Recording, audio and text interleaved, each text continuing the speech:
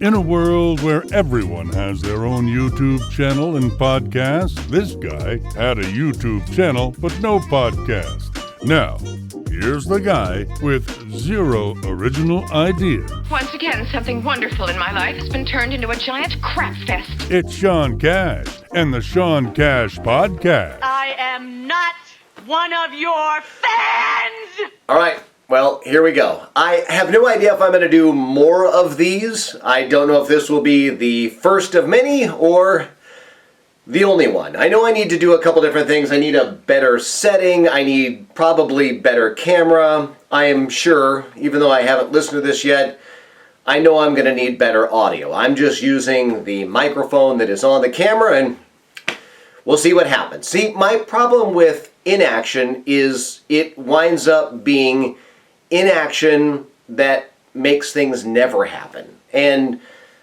I am all in favor of just jumping in and doing something and then fine-tuning it and making it better as we go. I mean, if you watch the first videos on my YouTube channel, the beginning, they were just recorded on my phone and were terrible.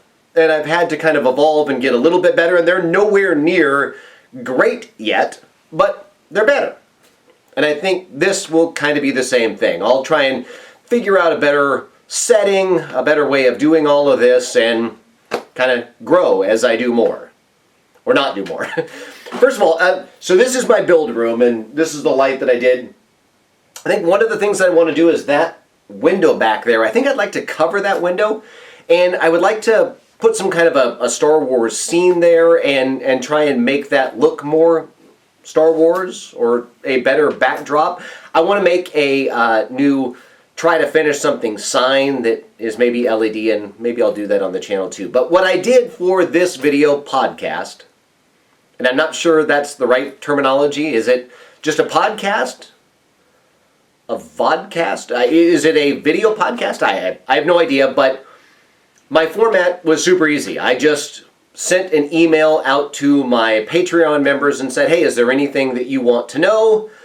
Let me know, and I'll try and answer those questions for you. And a quick thing about Patreon, Patreon is really weird to me. I feel weird asking anybody to be a Patreon member because Patreon is paying me to do what I'm doing. And it's your donation, and I don't know, I'm uncomfortable with the whole thing. I'm uncomfortable with people giving me money for doing this. I'm uncomfortable for asking for people for money for doing this. But I want to show you one thing. I don't know if you can see it.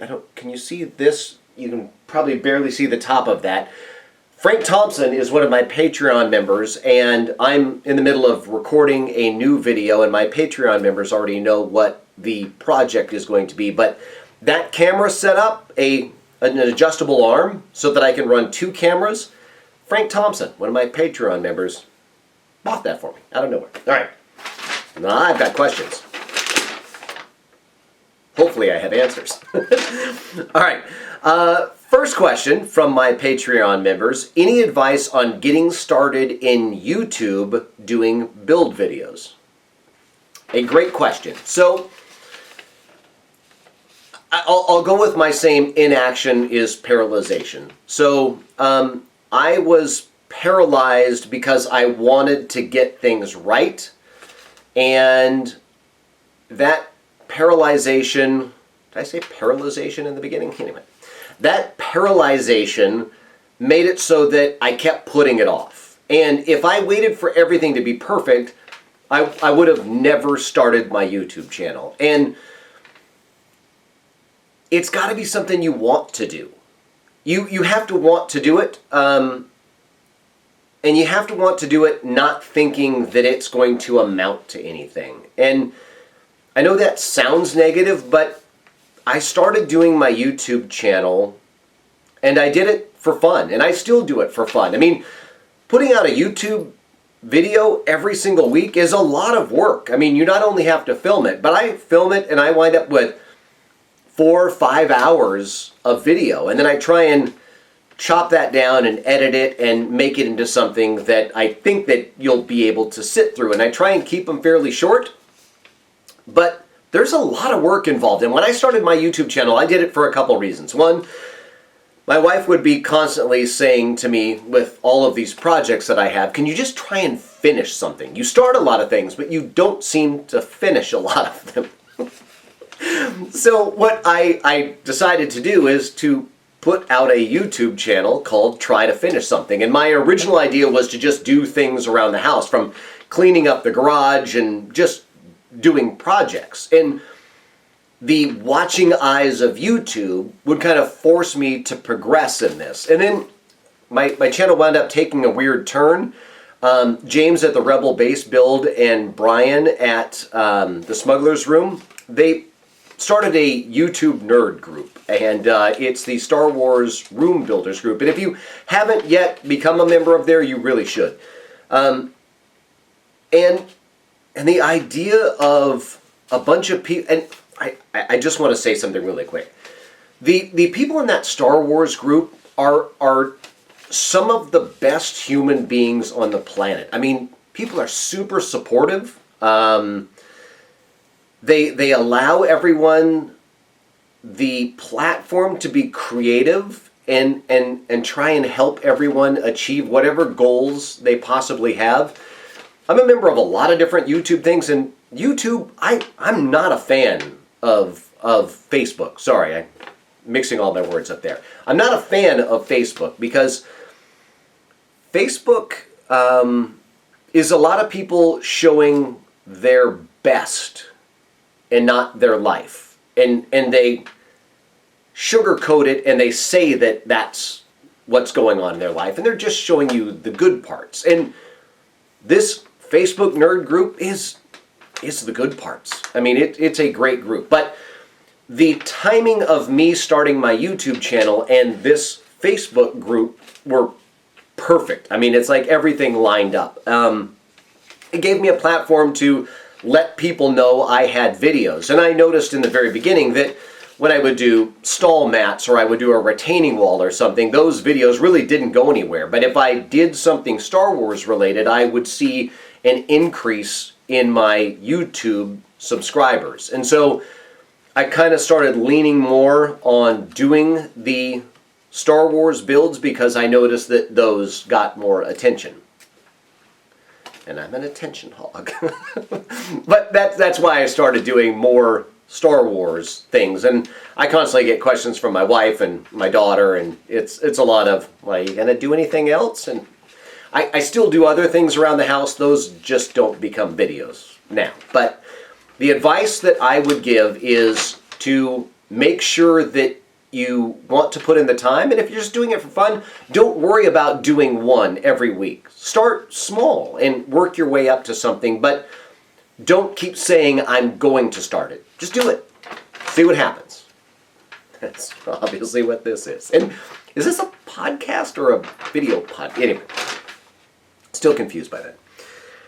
Can you tell us why you got fired from your last job and why you don't just do YouTube for a living? Why don't I do YouTube for a living? I showed in a video recently that what I've made from YouTube is 53 cents. And I'm actually going to start my own company, 53 Cent Productions. You're the first to know about that, huh? And this is the first of 53 Cent Productions. So there's not a lot of money to be made. And I know if you've got a huge channel and a lot of followers, I mean, you can make a living from doing these and some side projects and stuff. But that's not why I started this. I started this just to get things done and to have a good time. I really enjoy doing it. And the more that I do it, the more I'm enjoying doing it, because one of the things that I wanted to do was to get better at editing videos, and that's one of the things that I was trying to get better at, and thought if I put together a YouTube channel, it would force me to try and hone that skill. So, getting there. Anyway, so why did I get fired? I don't really know. So I owned a company that did in-store music and messaging. And we merged with another company, and they kept me around for 3 years and then let me go. So I did get fired from my own company. Why? there was no reason given. They said restructuring, which to me means, yeah, we got another reason, but we're not going to tell you what it is. I would guess it was just cost cutting. And I don't harbor any ill feelings. The timing and the way they went about it, I had issues with, but everybody can choose to run their business the way they want, and it wasn't my business, and I'm now not employed by that business. Anyway. Is this the first time that you have been without a job? I've been unemployed 3 times, and the first time was the scariest. It got easier the other times because I knew eventually everything would be okay in the end. So I did radio prior to all of this, and one of the biggest things in radio is it's hardest to find a job in radio if you're unemployed. You can find a new job in radio, but only if you already have a job. And it's a weird path. And so the best time to look for a job in radio is when you already have a job. And radio is such a weird thing. So I did radio for 18 years. And I will say that I think this is the first time I've ever been fired from anything, let alone radio. And everybody gets fired in radio because radio is one of those professions that you can get fired for any reason. You can get a new program director. They can come in and say, hey, we got some friends that we want to put in this position, and you're gone. It's that easy. At radio, you don't have to have a history of bad performances or whatever. You can just wake up the next day and you're gone. That's just kind of how radio is. And it's this really kind of a scary thing because you're always looking over your back, and it breeds a lot of people that are stepping on other people to get ahead in radio because you never know when your last day in radio is. That sounds great, huh? This is like an ad for getting into radio. But I did it for 18 years. I did morning radio. I did overnights. I was the program director. I was a music director. And it was a lot of fun. I really loved. I've already forgotten what the question is. Is this the first time you've been without a job? It is the first time that I have been without a job. I did always have somewhere else to go before I left any past radio job. And then I owned my own company, so I wouldn't have fired myself from my own company. It is not the first time that my family has been without a job. So my parents are divorced. And when my mom and dad split up, my younger brother, myself, and my mom were homeless for, 3-4 months, something like that. We called it camping, but we didn't have a home to go back to when the camping stopped. So we had an old Datsun pickup that had the carpet on the inside, super cool. And we pretty much camped in that truck at a campground in Scotts Valley, California for 4 months. Lived, ate, did everything out of this truck. And my old morning show partner and I used to talk about this because he and his family used to go to Scotts Valley to go to Santa's Village and vacation there. And we figured out that at the same time that he was vacationing at Santa's Village, I was sleeping there.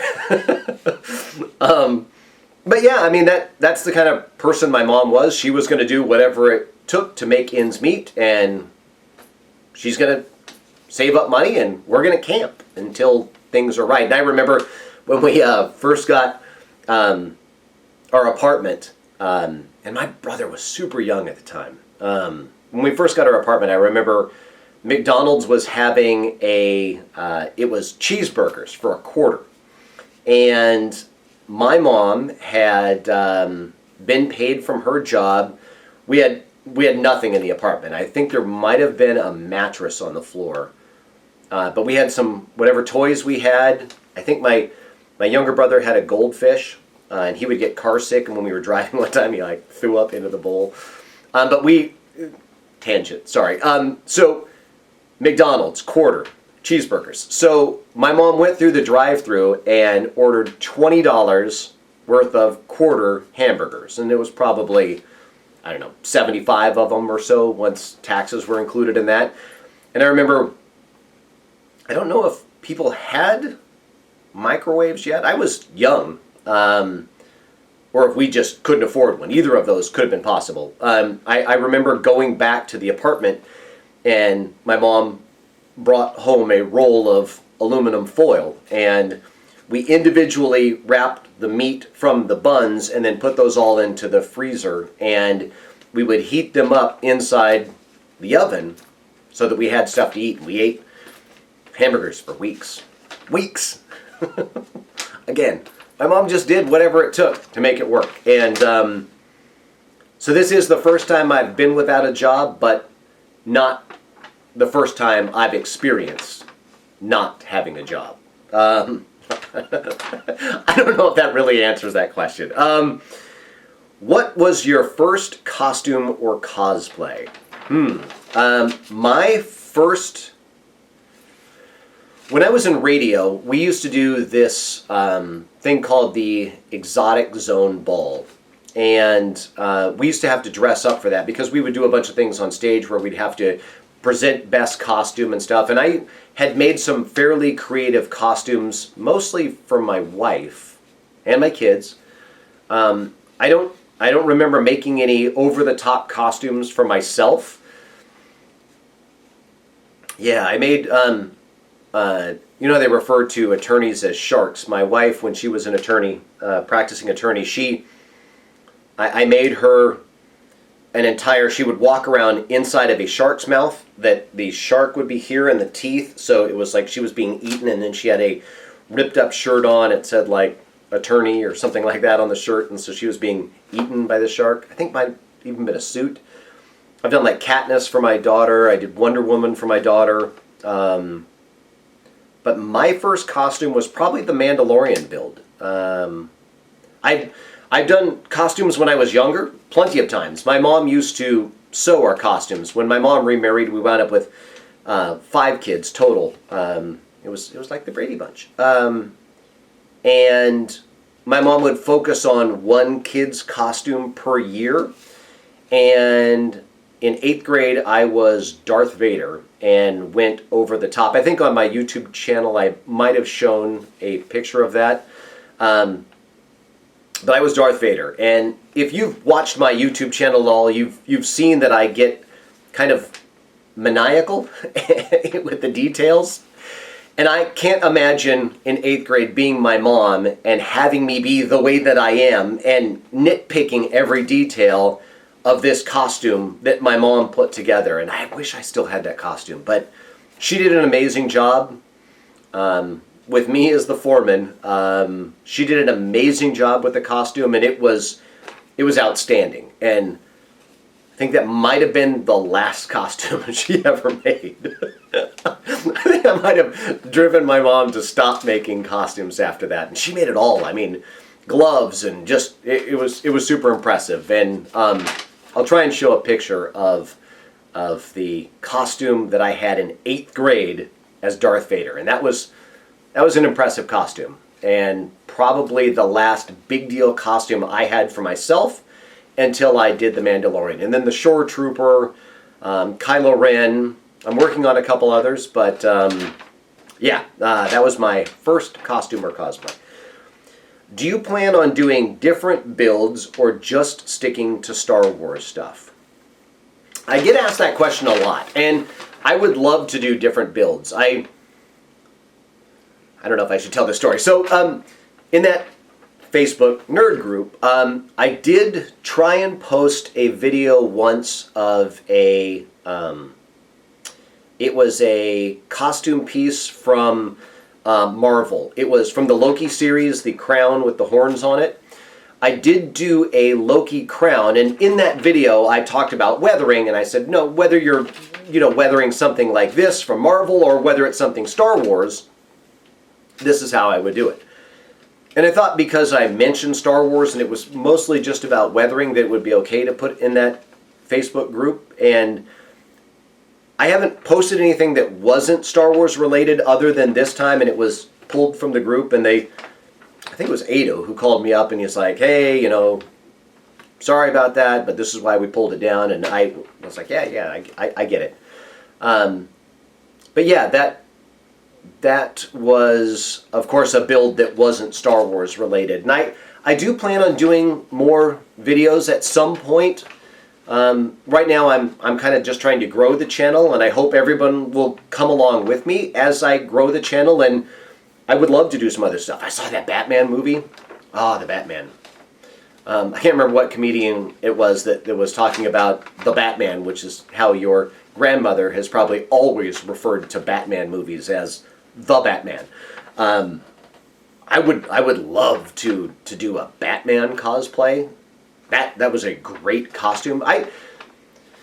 If I could go back in time, I would love to have done movie costuming and stuff like that, and to do set design and things, and to be able to apply that same kind of weathering and stuff to actual real budget movies. And I'm sure that's extremely hard to get into, but I watched that show Face Off, and my kids actually liked it, my wife liked it, and it was a lot of fun to watch that show. And in high school, if they had that show, I probably would have had a completely different career path, because in high school I didn't even know that something like that was possible. I mean, I knew that there were Star Wars things in ILM, and that wasn't that far from me towards the Bay Area, but that was like an impossible dream, and so movie making and stuff was never even something that I thought of. But yes, I do plan on doing things other than Star Wars eventually. Sorry, these are really, really rambling answers to these questions. If you could try to finish something over, what would you do differently? Again, I don't know if I would do something different, because me trying to make things perfect would have made me never actually start it. So I'm glad I just did it. I originally just held up an iPhone and held it like this and looked into it and did it. Not even on a tripod. I just forced myself to start it. Ideally, I would have loved to have done something where I build some kind of a display area, so that when I finished props and things, I could put it in front of that, so that I could be more cinematic with the pictures that I took of my finished products. Because, I mean, if you look at like James or Brian, even Ado, I mean, just everybody really does such a great job with like the lighting and the cinematography and the way everything looks, and I wish I could get there, and maybe eventually I will, but for me, if you saw the last video, I'm sitting in a room full of crap. There is stuff everywhere. It's a disaster. And I'm still just plowing forward. I'm just doing it, and this is the way that I'm doing it now until I figure out a better way or get a better way to do it. So, would I do something differently? I don't think I would. I'm glad that I just started it, and if I had kept putting it off, it just never would have happened. Can you share a funny story that you haven't told on your YouTube channel yet? A funny story. How about I just share a story? I don't know if it's funny. So, I had taken my daughter to school, and I was driving back, and I was in my car, and I was pulling out of like there was like a T in the road, and I was pulling onto the main road. And that main road that I was pulling onto had a stop sign earlier up. I think my voice just squeaked. I'm going through puberty. And there wasn't that much space between the stop sign and where I was. And there was a truck that was stopped at that stop sign. And so I thought that I could pull out and merge onto the road. I was making a left-hand turn.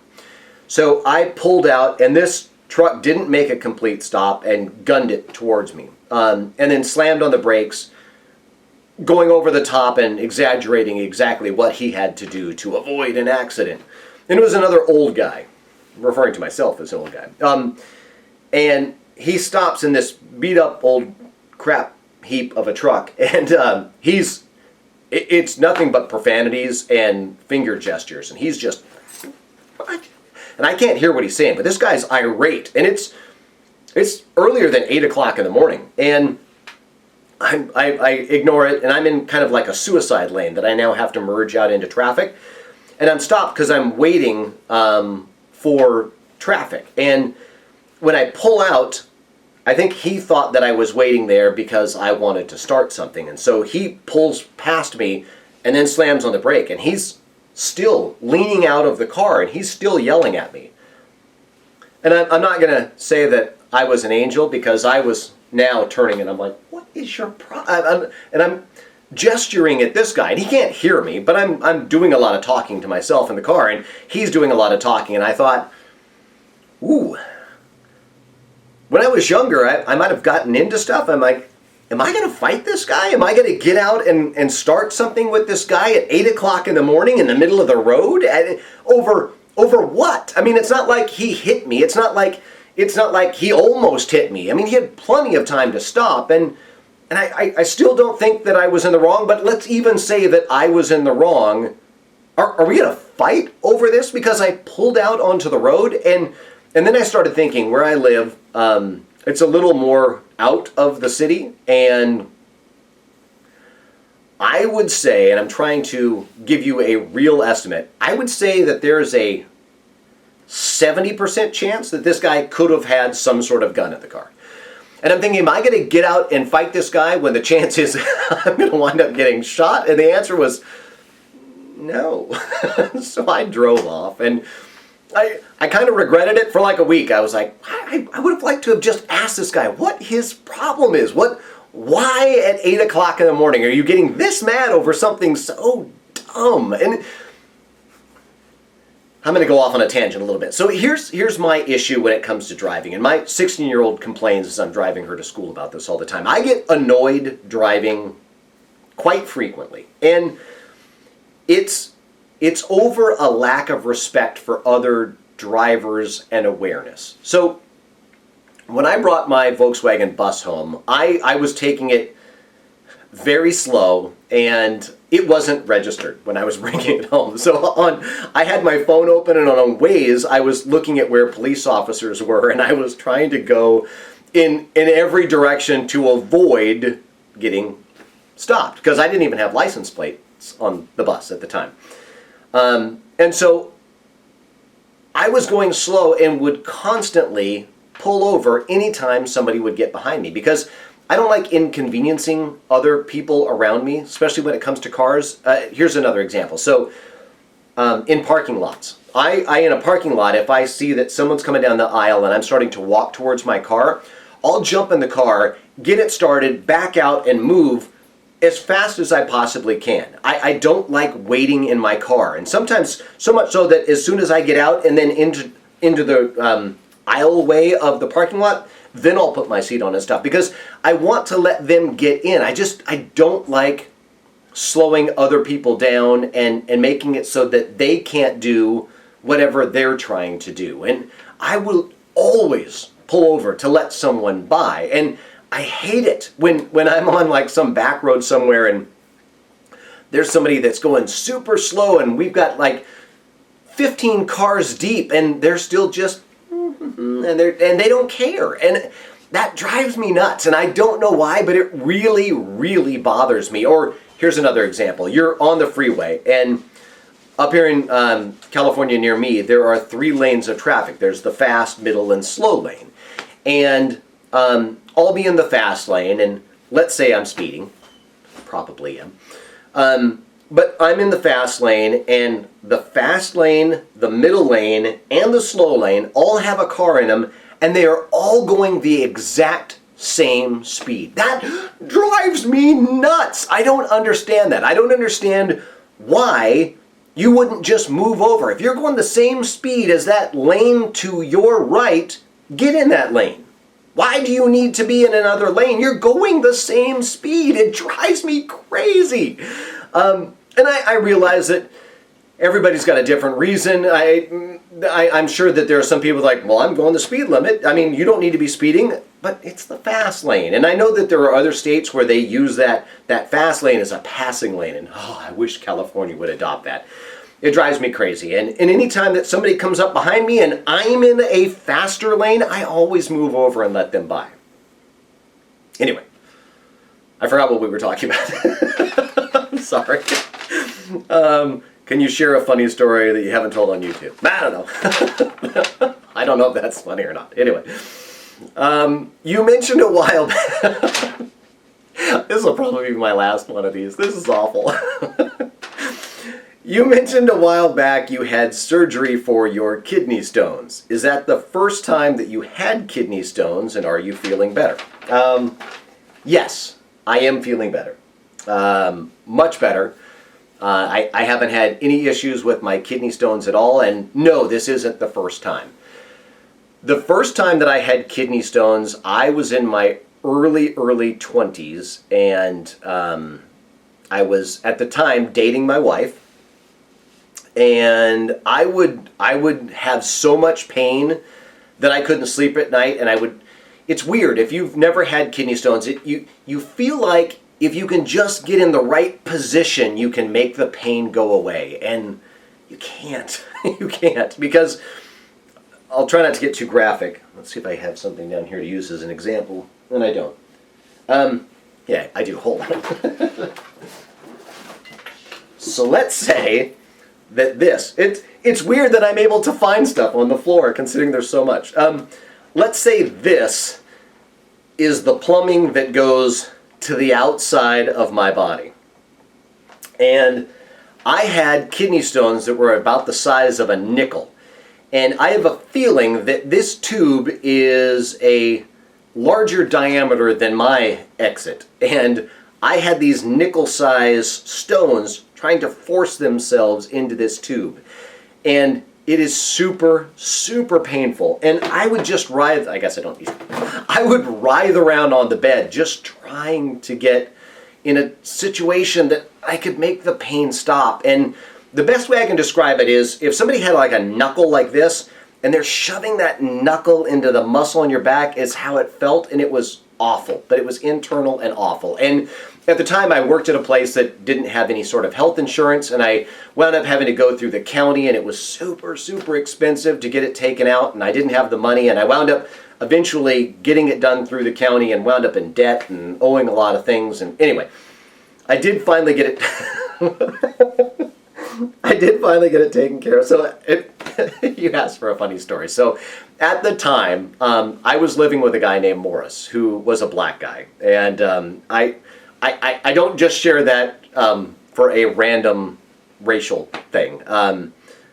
It'll make sense in a minute. So I was living with this guy, Morris, and I'd had pain for a while. And one time, it was late at night, and I'm writhing in pain, and I go into the bathroom, and I peed pretty much straight blood.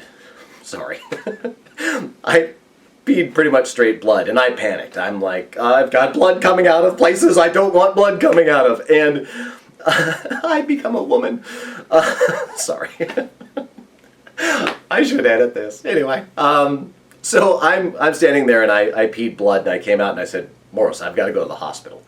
And he's like, you don't have insurance. And I'm like, I got to go to the hospital. I'm peeing straight blood. So he drives me in his Volkswagen Squareback to the hospital, and I am in so much pain I'm passing out in his car. And it's a little bit of a drive to get to the hospital, and he turns towards me and he says, dude, you gotta stay conscious. You can't pass out. I can't pull up at the emergency room of a hospital in Sacramento, and I've got what looks like a dead white guy in my car, or there's going to be trouble.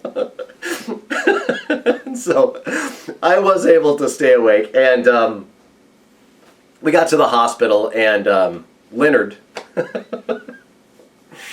I'm sharing way too much. So the nurse was a male nurse. It was a very large black guy. Again, it's a black guy, and I tell you this because it'll make sense. His name was Leonard. I remember Leonard fondly. He comes into the room and he says, I'm going to need you to pee because the doctors want us to do a sample. We think you have kidney stones, but we're going to need to see if you have blood in your urine. And I said, I promise you I have blood in my urine. And he says, I got to get a sample. Is there any way you can do it? And I said, I just went before I came here. That's why I'm here. And he says, all right, well, I'm going to give you a little bit of time. Here's that little thermosy container. Just try and pee for me. Okay. He comes back like 20 minutes later, and I'd been trying. I got up, and I'm in a ton of pain, and I'm kind of limping around, and I'm trying to go, and I can't. And he says, well, we're going to have to get a catheter. You're going to need to pee for me. And at the time, I'm young, and I'm dumb, and I didn't know what a catheter was. And I said, I don't know, gotta get a catheter, then get one. And he says, all right. And he leaves, and he comes back, and he's got a catheter. And he says, sorry, I'm getting my tube. He says, this is what I'm going to have to put inside of you if you can't pee. And I said, look, I can't pee. And he says, okay. He says, go ahead and lift up your gown that you're wearing and drop your drawers. I said, oh, you're going in there. And he says, oh, yeah. He says, do you want to try and go again? I said, I can't. So he grabs a hold of me. This is getting awful graphic. He grabs a hold of me with one hand, and he's got the catheter in the other. And I, trying to make light of the situation, say, you didn't even have to buy me dinner first. And he says, oh, laugh now. You won't be laughing in a minute. Ow. He was right. I wasn't laughing in a minute, but I remember the look on his face, and he was not there to play. He was doing something that he probably didn't want to do either, and that wasn't any fun at all. Anyway, what was the question? Oh, was it the first time? No, I had kidney stones before. They did find out I had... I'll give you one more story. So after they took him out, I had to go through a bunch of different procedures. They first tried it where it's like I laid on a gel pad. They like did this pounding thing, and they tried to break him up, and that didn't work, and they tried some other things, and then they wound up having to cut me open. I have a scar on my back that they had to go in through my back and then cut into my kidney and actually physically remove them because they were so large and they couldn't get them to break up and come out a different way. And they take me to get x-rays at the end, and the nurse there, a white guy, he says, we're going to pump you full of a dye, and then we're going to take x-rays to see if we've removed all of the kidney stones. And there's going to be some kidney stones that you're going to have to pass, but we need to make sure that the pieces are small enough so that they can pass. We broke them up as much as we could, and we removed the big fragments. By the way, it's like peeing kitty litter, and that was a ton of fun. And he says, so we're going to fill you full of dye, and we're going to stick I had tubes and things in me, and I had like a drainage tube in my back, and so they were going to fill my kidney full of fluid. God, you really didn't realize this is what you were getting into, did you? So, like, maybe I shouldn't have watched that video podcast. So they're filling my back, my kidney, with fluid.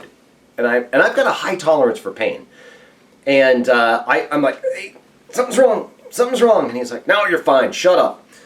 And he probably didn't say shut up, but that's what it felt like. And that's the sentiment that he was saying. And this went back and forth with me saying, something's wrong, and him saying, no, everything's fine. Stupid white guy. Leonard would have been better. He kept going back and forth with this, and it felt like it was like 5 minutes, but it was probably only a minute and a half, maybe not even that long. So turns out that he had overfilled my kidneys, and there was a suture, and there was like a tube that was sticking in there, and basically stuff was spraying into my insides because he had overfilled the dye, and I was in a ton of pain.